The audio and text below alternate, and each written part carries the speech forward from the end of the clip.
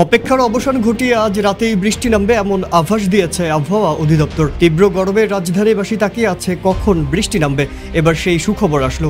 এদিকে গতকালের চেয়ে আজ তাপমাত্রাও কমতে শুরু করেছে। এছাড়া দেশের 4 বিভাগের উপর দিয়ে মৃদু থেকে মাঝারি ধরনের তাপপ্রবাহ বয়ে যেতে পারে। ওয়ালটন এসিতে ইনস্টলেশন একদম ফ্রি।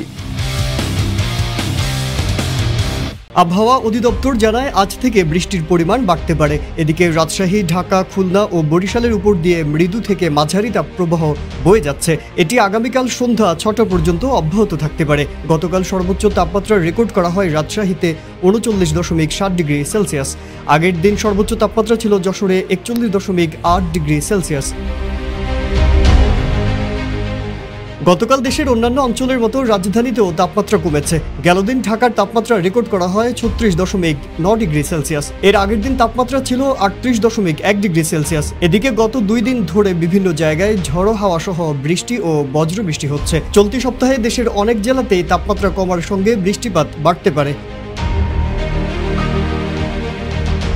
আবহাওয়া অফিস জানায় কালকে থেকে সারা দেশে তাপমাত্রা আরও কমে আসবে। এছাড়া সারা দেশের বৃষ্টিপাতের সম্ভাবনা রয়েছে।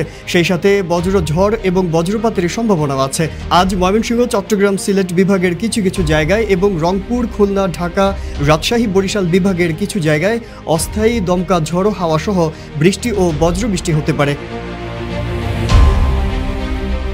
একই সাথে কোথাও কোথাও বিক্ষিপ্তভাবে শিলাবৃষ্টি হতে পারে। এছাড়া দেশের অন্যান্য জায়গায় আকাশ আংশিক মেঘলা থাকা সহ আবহাওয়া সাধারণত শুষ্ক থাকতে পারে।